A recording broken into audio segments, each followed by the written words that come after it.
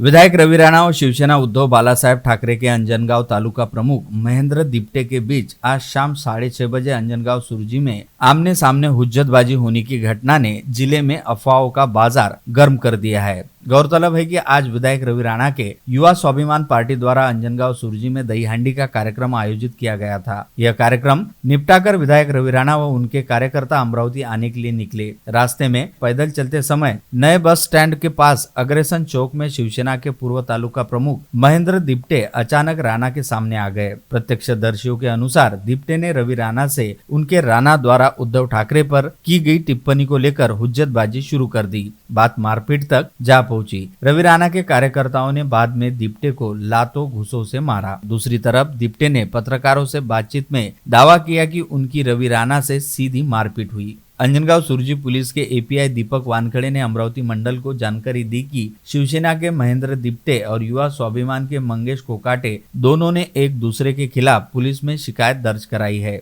महेंद्र दिप्टे की शिकायत पर युवा स्वाभिमान के मंगेश कोकाटे, अजय देशमुख और विठ्ठल ढोक के खिलाफ धारा 294, 323 व 506 के तहत अपराध दर्ज किया है। इस तरह युवा स्वाभिमान के मंगेश कोकाटे की शिकायत पर महेंद्र दिप्टे के खिलाफ इन्हीं धाराओं के तहत अपराध दर्ज किया जा चुका है। जिसके बाद जिले के पुलिस अधीक्षक अविनाश बारगल ने इस सनसनीखेज घटना पर बताया कि रवि राणा व शिवसेना के कार्यकर्ता एक दूसरे के खिलाफ पुलिस थाने में शिकायत दर्ज करा रहे हैं। बारगल के अनुसार रवि राणा ने स्वयं उनको फोन पर बताया कि दिप्टे उनके आंग पर आया। बारगल ने यह भी कहा कि कहीं कोई तनाव नहीं है, सर्वत्र शांतता है, किसी भी अफवाह पर विश्वास कोई न करे। यह जानकारी पुलिस अधीक्षक अविनाश बारगल ने दी। साथ ही बारगल ने बताया कि घटना के 1.5 मिनट बाद ही अंजनगांव सुरजी के थानेदार दीपक वानखड़े तुरंत घटनास्थल पर पहुंचे थे। घटना के बाद ही रवि राणा अपने अगले गंतव्य की ओर रवाना हो चुके थे। तुरंत महेंद्र दिप्टे को पकड़ लिया गया, जिसके बाद दिप्टे का स्थानीय अस्पताल में इलाज जारी है। राज्य के उप मुख्यमंत्री व गृह मंत्री देवेंद्र फडणवीस ने निर्देश दिए हैं कि बेलोरा विमानतल और उसके आसपास के 3 गांव अब लोनी पुलिस स्टेशन की बजाय बडनेरा पुलिस थाने की परिधि में लाए जाएं। पुलिस आयुक्त नवीन चंद्र रेड्डी ने इसकी पुष्टि की है। साथ ही उन्होंने बताया कि प्रस्ताव को तेजी से भेजने का निर्देश गृह मंत्रालय द्वारा दिया गया है। ज्ञात रहे कि बेलोरा विमानतल बडनेरा शहर से केवल 4 किलोमीटर के फासले पर है, लेकिन यह फिलहाल ग्रामीण पुलिस के लोनी पुलिस थाना क्षेत्र के अंतर्गत आता है। ऐसे में अब इसे शहर पुलिस आयुक्तालय के क्षेत्र अंतर्गत लिया जा रहा है।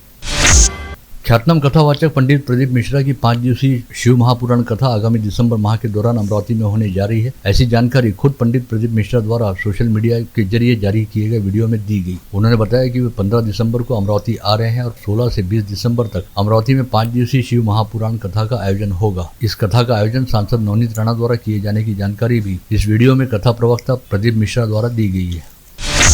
आगामी 19 सितंबर से गणेशोत्सव का प्रारंभ होने जा रहा है, जिसके लिए शहर पुलिस आयुक्तालय क्षेत्र अंतर्गत अब तक करीब 441 सार्वजनिक गणेशोत्सव मंडलों द्वारा अपना पंजीयन कराते हुए शहर पुलिस से आवश्यक अनुमतियां प्राप्त की गई हैं, जिसका सीधा मतलब है कि इस वर्ष शहर पुलिस आयुक्तालय के 10 पुलिस थाना क्षेत्र अंतर्गत करीब 441 स्थानों पर सार्वजनिक गणेशोत्सव मंडलों द्वारा गणेश प्रतिमा स्थापित करते हुए बड़े धूमधाम के साथ 10 दिवसीय गणेशोत्सव मनाया जाएगा, जिसके लिए गणेशोत्सव मंडलों सहित शहर पुलिस प्रशासन द्वारा अपने अपने स्तर पर अभी से तमाम तैयारियां करनी शुरू कर दी गई है।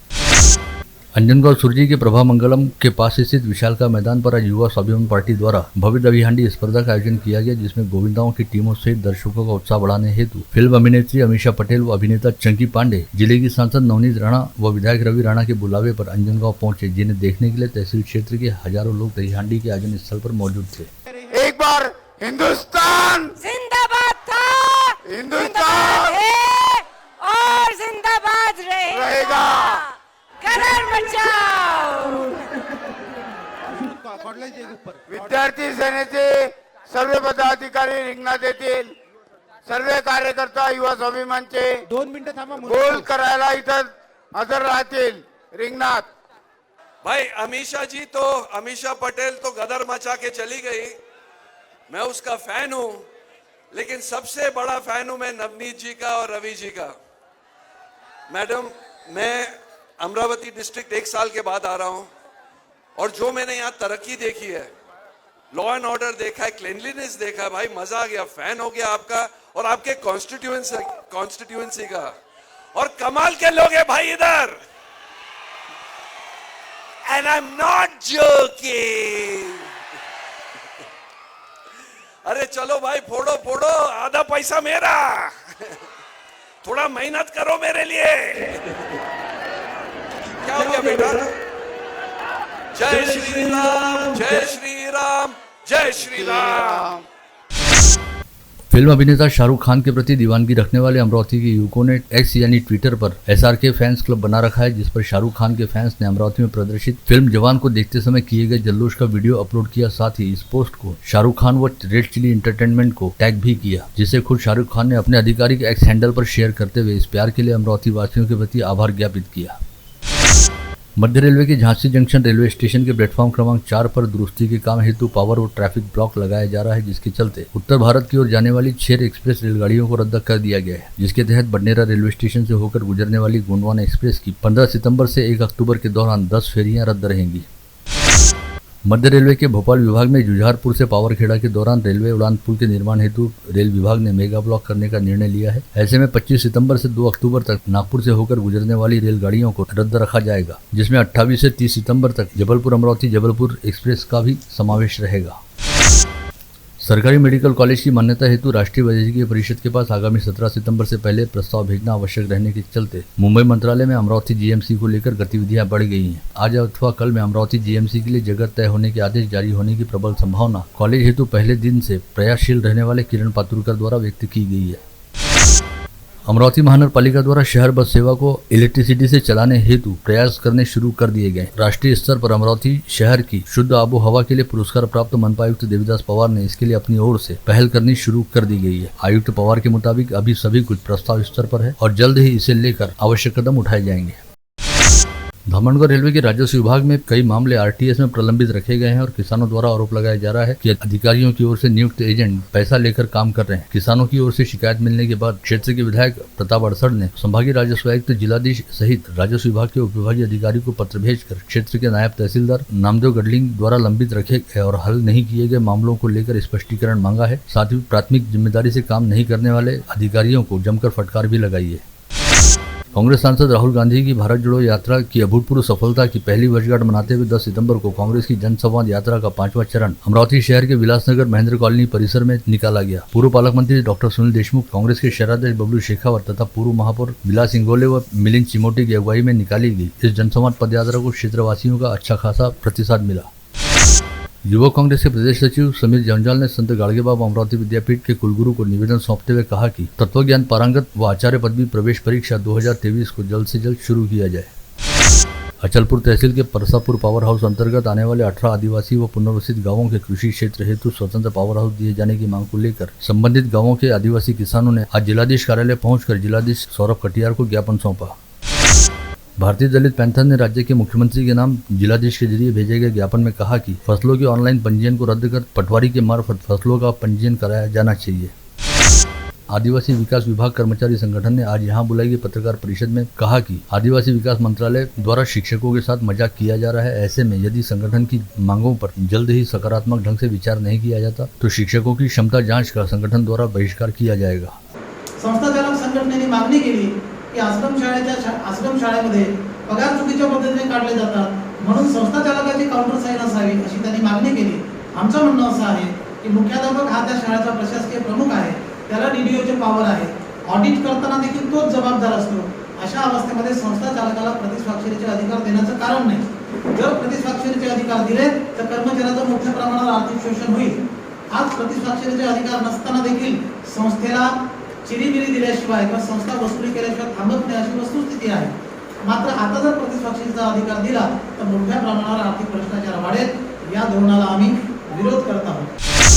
हिंदी विकास परिषद की नूतन कार्यकारिणी का चयन कल रविवार को मराठी पत्रकार भवन में मंडल न्यूज के संपादक अनिल अग्रवाल की अध्यक्षता में किया गया। इस बैठक में केशव लाहौटी महाविद्यालय के प्राचार्य विजय कुमार भांगड़िया को अध्यक्ष तथा रामेश्वर गग्गड़ को सचिव के रूप में सर्वसम्मति से चयनित किया गया। परिषद ने आगामी कुछ माह के दौरान हिंदी साहित्य की शहर तथा जिले में गतिविधियों को बढ़ाने की घोषणा करने के साथ ही हिंदी प्रेमियों को अधिकाधिक संख्या में जोड़ने का मानस भी व्यक्त किया है।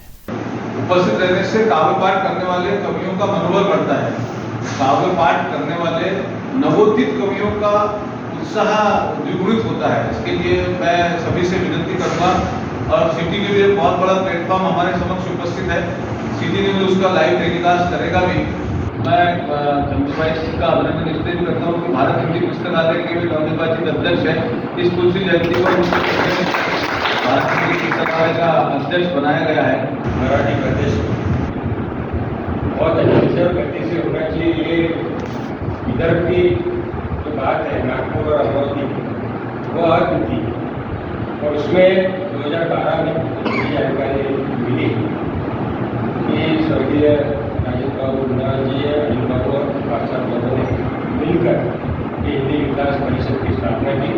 पहली सभा 2012-13 में माहेश्वरी भवन में आयोजित हुई, जिसमें करीब 125 के आसपास में सभी हिंदी प्रेमी जमा हुए और उस कार्य को आगे बढ़ाने के लिए निरंतर उन्होंने अनेक उपाय किए, जिसमें काव्य पुस्तिक का आयोजन किया, कवि सम्मेलन का किया, निबंध स्पर्धा का किया, व्याख्यान का किया। श्री गणेशदास राठी छात्रालय समिति के त्रैवार्षिक चुनाव हाल ही में संपन्न हुए। इस बार चुनाव में अध्यक्ष पद पर वसंत कुमार मालवानी लगातार तीसरी बार निर्विरोध निर्वाचित हुए। वहीं समिति की नई कार्यकारिणी का चयन भी पूरी तरह से निर्विरोध हुआ। चुनाव अधिकारी के तौर पर सीए राजेश हेड़ा व हरीश सापड़िया द्वारा जिम्मा संभाला गया। बजबारस पर्व के उपलक्ष्य में आज राजस्थानी महिलाओं ने पारंपरिक पोशाक धारण कर सातखिराड़ी के भीतर अग्रबंधु निवास स्थान पर पहुंचकर गाय बछड़े की पूजन की तथा बजबारस की कहानी सुनने के साथ ही गाय व बछड़े को भोग भी अर्पित किया। साबनपुरा परिसर में आज माहेश्वरी महिला मंडल द्वारा मेरी मिट्टी मेरा देश मेरा अभिमान क्रम के तहत देश की आजादी के लिए अपने प्राणों का बलिदान देने वाले वीरों को नमन करते हुए पवित्र कलश में अपने हाथों से मिट्टी डाली और अपने कर्तव्य की पूर्ति की। आगामी 3 दिनों बाद पोले का पर्व मनाया जाना है। ऐसे में बैलों की सजावट के सामान सहित बाजार सज गए हैं। इस वर्ष बैलों की साज सज्जा के सामान की बिक्री में कोई खास तेजी नहीं है। हालांकि विगत 1-2 दिनों से बारिश जारी रहने के चलते किसानों में इस पर्व को लेकर कुछ हद तक उत्साह जरूर दिखाई दे रहा है। हाल ही में हनुमान व्यायाम प्रसारक मंडल में जिला खेल अधिकारी कार्यालय व अमरावती तालीम संघ की ओर से शहर स्तरीय शालेय कुश्ती स्पर्धा का आयोजन किया गया था, जिसमें हनुमान व्यायाम प्रसारक मंडल के पहलवानों ने 30 से अधिक स्वर्ण पदक जीते। श्री हरमिंदर दरबार साहिब अमृतसर व श्री सचखंड हुजूर साहिब नांदेड़ की 8 दिनों की पवित्र तीर्थ यात्रा करते हुए सिख समाज बंधुओं का जत्था आज वापस अमरावती लौटा। इस समय बडनेरा रेलवे स्टेशन पर स्थानीय सिख समाज द्वारा तीर्थ यात्रा से वापस लौटे सिख समाज बंधुओं का भावपूर्ण स्वागत किया गया। श्रावण माह के अंतिम सोमवार के अवसर पर महाकाल ग्रुप द्वारा राजापेट से रेवसा तक भव्य कांवड़ यात्रा का आयोजन किया गया, जिसमें बड़ी संख्या में युवा शिव भक्तों ने कांवड़ लेकर हिस्सा लिया। विगत शुक्रवार की रात उजागर हुए अंकुश मेश्राम हत्याकांड मामले में पुलिस ने 6वें आरोपी के तौर पर एक नाबालिग को यवतमाल से गिरफ्तार किया है। वहीं इस मामले में 7वें आरोपी की अब भी तलाश जारी है। इसके अलावा इस मामले में इससे पहले पकड़े गए 5 आरोपियों में से सनी प्रधान नामक आरोपी को कल 12 सितंबर तक पुलिस कस्टडी रिमांड में रखा गया है। वहीं अन्य सभी नाबालिग आरोपियों को रिमांड होम में रखकर उनसे पूछताछ की जा रही है। विगत शनिवार को नवाते प्लॉट के पास अंबा एक्सप्रेस के सामने कूदकर एक छात्रा ने जान दे दी थी। इस मामले में राजापेट पुलिस ने गौरव हरण खेड़े नामक 28 वर्षीय युवक को गिरफ्तार किया है, जिसकी मनचली हरकतों से तंग आकर इस छात्रा द्वारा आत्महत्या किए जाने की जानकारी सामने आई है।